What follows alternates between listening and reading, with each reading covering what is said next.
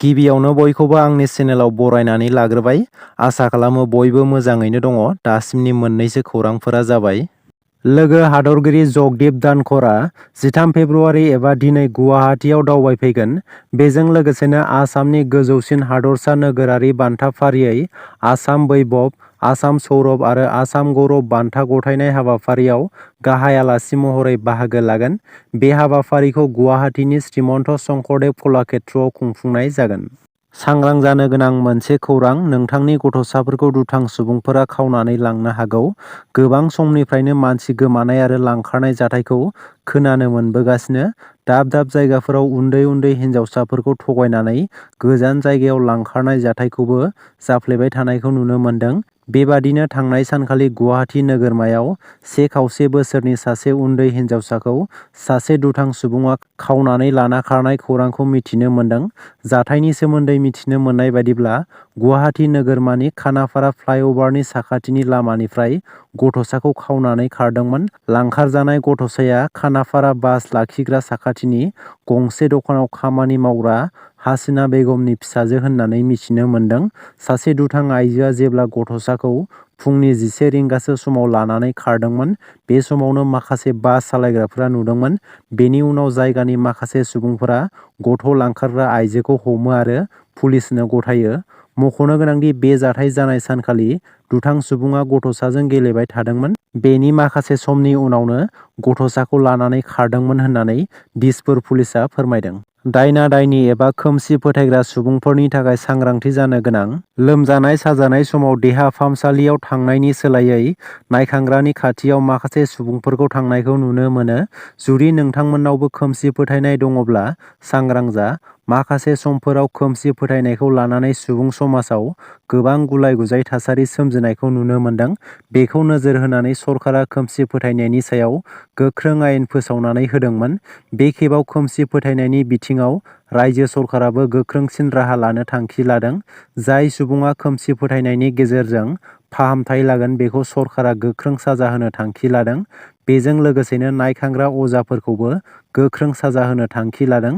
सोरबा सुबुंनिफ्राय नायखांग्रा अजाफोरा खोमसि फोथायनायनि गेजेरजों फाहामथाय होनायनि मुङाव रां लागोन बेखौ जोबथेसालियाव सोनाय जागोन होननानै सरकारा मिथिहोदों। अंगनबादि आरो आसा मावफारिया आइजोफोरनि थाखाय मिरु सरकारा फोसावनानै होदों मोनसे मोजां खाबु। 3 कौटि आइजोफोरखौ बे खाबुनि गेजेरजों थाबैनो रांनि अनसुंथाइ होनो थांगासिनो मदि सरकारा हादरनि आइजोफोरखौ रांनि मदद होनो थांखि लादों। गाहाय मन्थ्रि नरेन्द्र मदिआ बे खेबनिफ्राय अंगनबादि आरो आसा मावफारि आइजोफोरजों लोगोसे बिथांमोननि नखरा देहा फाहामथायनि थाखाय जिंगासिनो गोनां गैलिया। बे खेबनिफ्राय बेसेन नाङै देहा फाहामथाय लानो हागोन। अंगनबादि आरो आसा मावफारिया आइजोफोरा साफ्रोमबो अंगनबादि आरो आसा मावफारिया आइजोफोरनो आयुष्मान कार्ड होनो थांखि लादों सरकारा, जायनि गेजेरजों 5 लाख रांसिम बेसेन होआलासे देहा फाहामथाय लानो हागोन। आइजोफोरनो मदद होनाय थांखिजों बे खाबुखौ फोसावदों गाहाय मन्थ्रि नरेन्द्र मदिआ। मेथाइ रोजाबगिरिफोरनो राङारि अनसुंथाइनि चेक गथायदों एमसिएलए सन्जय सरगयारिआ। गावनि मिलौदो देंखो होनानै मेथाइ खनबोनाय आरो हारिमु सिबिबोनाय बिथांमोनखौ बरायदों सन्जय सरगयारि बिथाङा उदालगुरि जिल्ला हरिसिङा बियाबनि सिङाव थानाय हारिमु सिबियारि खाफुरपुरा ओनसोलनि ग्लाकसन दैमारि, हाबिगावनि महेश राभा आरो जाकुवा सुबानि पुष्पा हाजरिका बिथांमोननो एमसिएलए सन्जय सरगयारि बिथाङा गावनि आखाइजों राङारि अनसुंथाइ चेकखौ गथायो। थांनाय समफोराव रायजो राजाफोरनि गेजेराव हानि थाखायनो दाङाबाजि जादोंमोन। बेनिखायनो इउपिपिएल सरकारा हानि जेंनाफोरखौ फोजोबस्रांनो थांखि लादों। फैगौ 2 बोसोराव बिटिआर ओनसोलनि हानि जेंनाखौ फोजोबस्रांनानै होगोन होननानै रनजित बसुमतारी बिथाङा बुंथिदों। थांनाय 17 बोसोराव बिपिएफ सरकारा रायजो राजाफोरनो बोसोरसेयाव 800 निफ्राय 900 सिमल' हानि फाट्टा होनो हादोंमोन। 17 बोसोर बिपिएफ सरकार सालायनाय समाव हाग्रामा महिलारी बिथाङा हा गैजायै रायजो राजाफोरनो गासै 15,000ल' हानि फाट्टा होनो हादोंमोन। नाथाय 3 बोसोराव इउपिपिएल सरकारा हा गैजायै रायजो राजाफोरनो गासै 1,06,000 निबो बांसिन हानि फाट्टा राननानै होबाय होननानै रनजित बसुमतारी बिथाङा बुंदों। थिग बिब्दिनो चिरां जिल्लानि निसिमा राङिजरा ओनसोलाव बिटिआर सरकारा फिन आरोबाव हानि फाट्टा राननानै होदों। गासै 194 नखरनो बिटिआर सरकारा हानि फाट्टा राननानै होबावदों। हानि फाट्टा मोननानै राङिजरा ओनसोलनि रायजो राजाफोरा गोजोननाय मोननायखौ फोरमायदों। बारग' एनडिएफबिफोरा जेलाव थानायखौ लानानै हाग्रामा महिलारि बिथांनि गोख्रों बिबुंथि सरकाराव दंमोनब्ला एनडिएफबिफोरनि केसखौ आं गोरलैयैनो फोजोबनो हागौमोन। गोरोबथा जाखांनायनि उनाव रावखौबो जेलाव थाफिननाय नुवाखै। बुहुमाव जाफेरि जाथाया एनडिएफबिफोरजों जादों। गोरोबथा जाखांनायनि उनाव सागानगिरिफोरा जेलाव थांफिननाय बुहुमाव जारिमिन गैया। बिटिआर गोजोन गोरोबथाया दिनै 4 बोसोराव आगान होबाय। नाथाय जाय दैदेनगिरिफोरजों बिटिआर गोजोन गोरोबथाया 2020 मायथाइनि 27 जानुवारियाव एनडिएफबिजों लोगोसे बर'नि माहारियारि आफादफोरजों गोजोन गोरोबथा जादोंमोन, बे गोरोबथानि दैदेनगिरिफोरा दिनैसिमबो उदां अख्राङाव गैया होननानै हाग्रामा महिलारि बिथाङा बुंदों।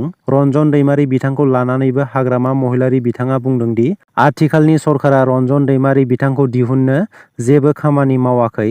सरकारजों गोख्रों सावरायलायनायनि गेजेरजों रन्जन दैमारि बिथांखौ गोरलैयैनो दिहुननो हायो। नाथाय बेखौ आथिखालनि बिटिआर सरकारा जेबो गोनांथि होआखै। आं सरकाराव थानायमोनब्ला रन्जन दैमारि बिथांखौ गोरलैयैनो दिहुननो हागौमोन होननानै हाग्रामा महिलारि बिथाङा गोख्रों रावजों बुंदों। फिन आरोबाव हायार सेकेन्डारि फाइनाल आनजादनि सोंथि बिलाइया लिक जादों।